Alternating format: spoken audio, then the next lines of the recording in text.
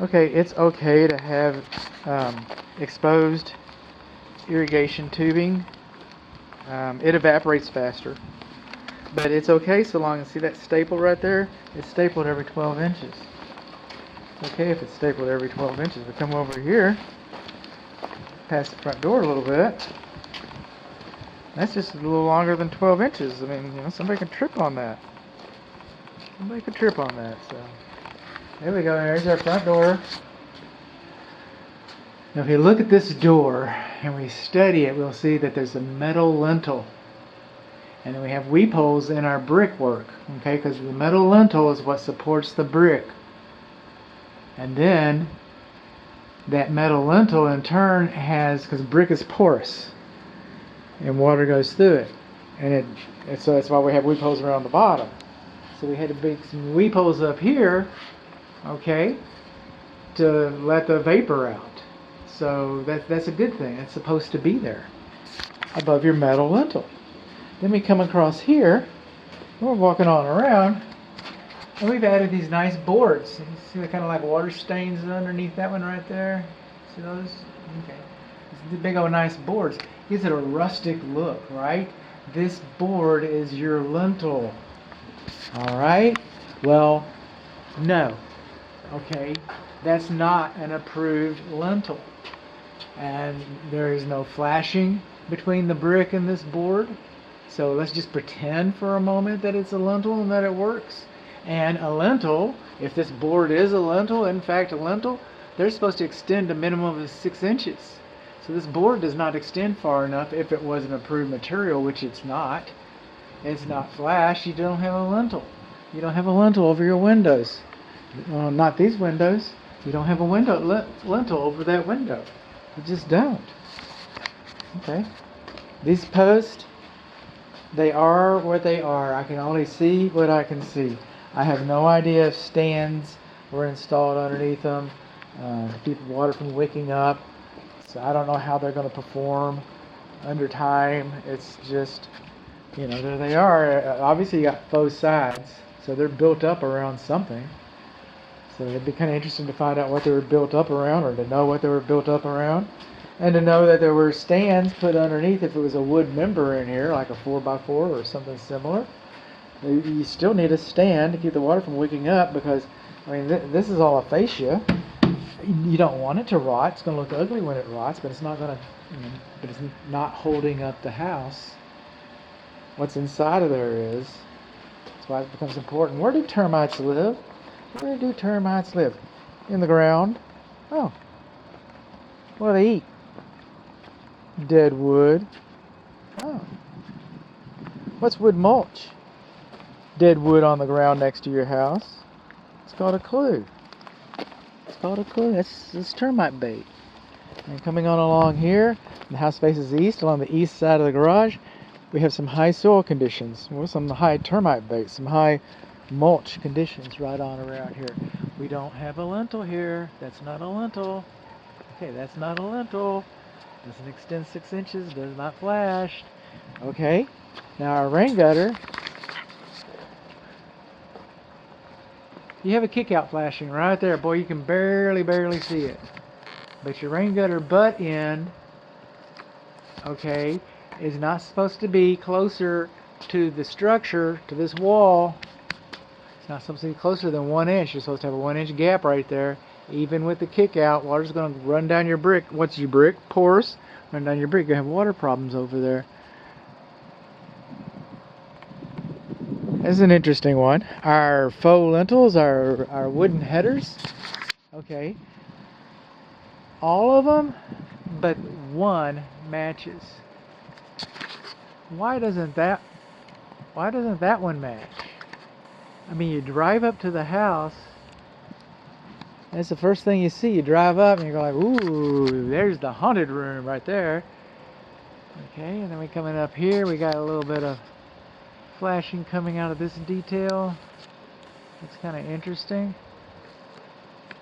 Let's get a still image of that. I come back around. Moving on along, we've got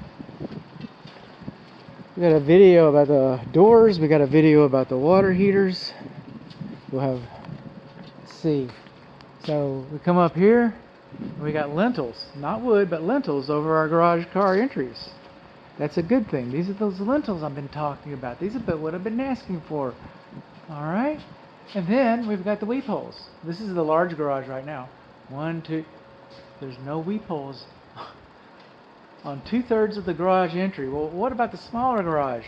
There's no weep holes over this one either. That's not a lot of brick, bud. I didn't make the rules. The rules say you should have lintels. And we're talking about needing lintels. We're not talking about blowing stuff off. We got a loose shingle right against the wall right there. I believe that might have been on the other report. And then just a little higher, you got some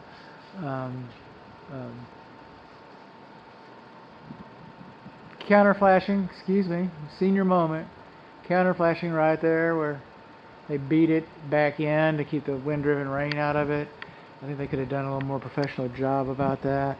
We've got some peculiar gaps over here, up in that corner, right in there. We got some peculiar gaps, and then it kind of goes on all the way up the wall up to right there.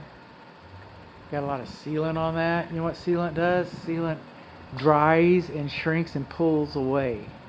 So about every year, I mean, this is a problem area right here. This is like design. There's no rain gutter or anything. Like the water just kind of, just kind of pours right off there.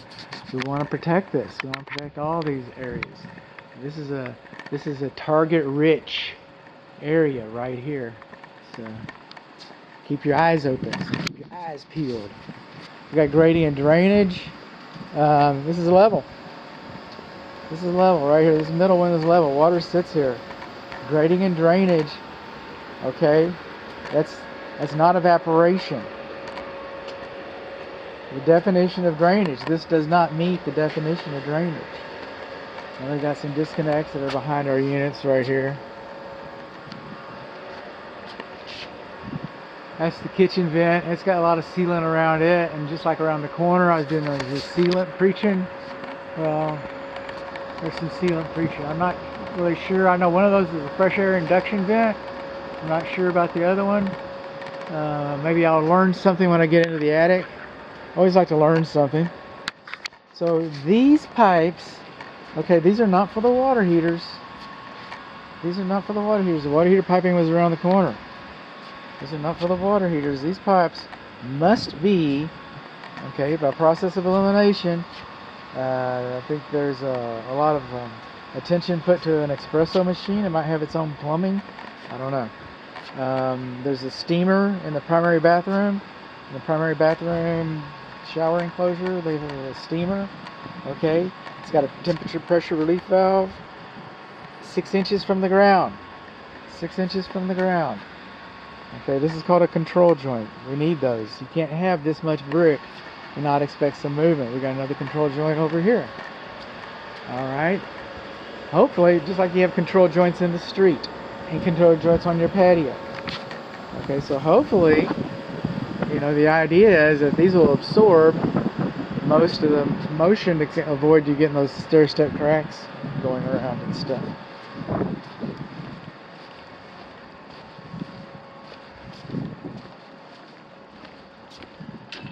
Coming on along.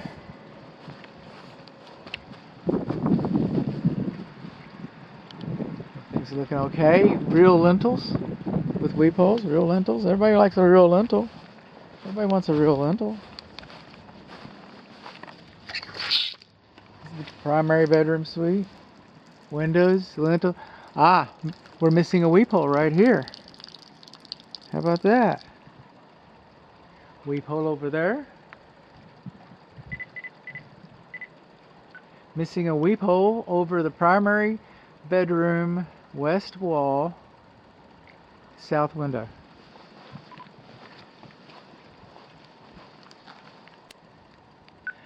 Missing a bedroom. Not the south wall, it was the south wall, west wall, north window is what it was missing from. And then the north wall west window. I hope I got that right. I'll be reading it. Coming on along, and back to our porches and patios and stuff. Coming down here.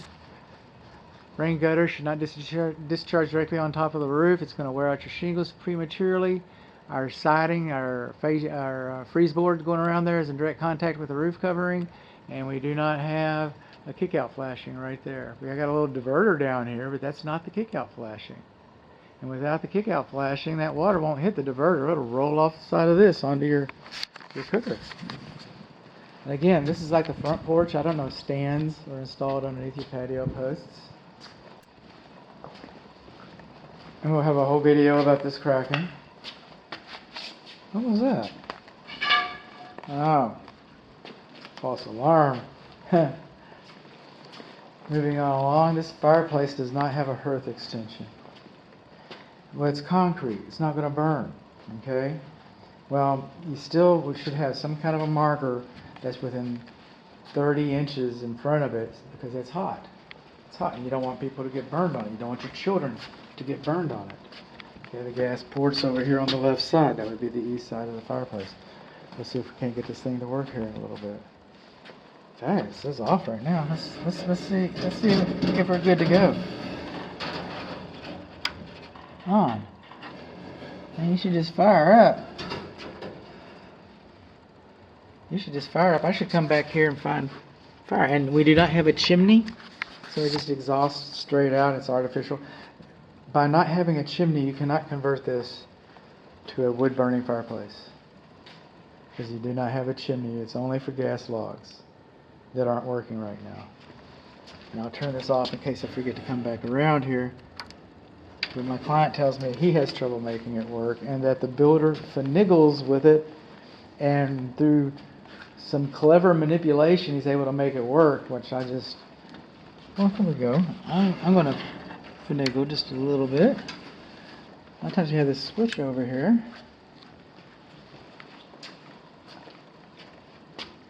Now I'll come back to it. These exposed wires. What is this? That's not good. You got fire right there. I don't understand, man. Okay, moving on along, because we're movers. We're mobbing and a grubbing. We're rocking it over here to the north side. South side, excuse me. Over here on the sunny south side, we got a little parge coat over here.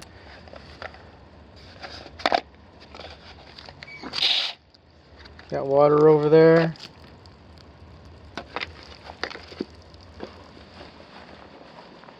Our electric meters over here, they should be sealed. Our boxes, our meter and our load centers, they should be sealed between themselves against the brickwork there. More parge coat over here. Assuming this is for a laundry, this looks like it's a laundry drain, which would be okay.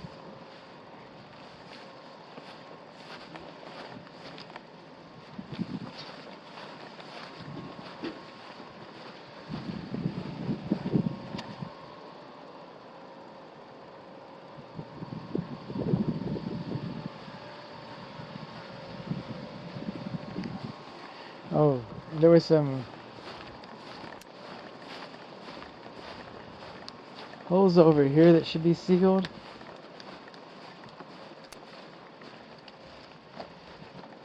And also, it's kind of interesting how the patio rolls out like that. Kind of interesting corner. It's atypical. We had some trouble over here. While we're at it, let's keep looking because we're lookers. We had a little bit of trouble with the window ledge pitch. I saw one, my client saw the other. My client, this is in the primary bedroom, east, west, northwest corner, but this leaks and there's supposed to be a mason coming out or a brickie to come out here to fix this. They were able to repeat that. This also is too level, if you ask me. In fact, enough so that we're just going to catch her some pictures in real action. So you can check out my method. There you go.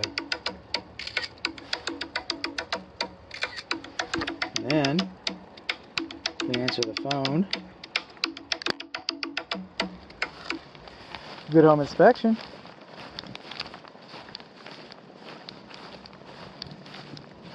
Susan Hughes, no sir, this is Bud Rozell, Good Home Inspection. And no, you're in the wrong zip code. You're in a California zip code. I'm over here in Dallas. Yeah,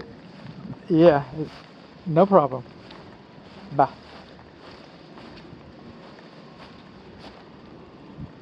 Wow, that was Dr. Hughes.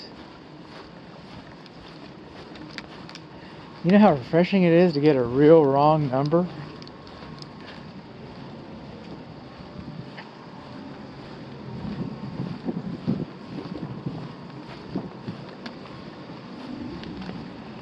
Okay, we're on the front porch. This is about where we started. Remember, we were just talking about these things.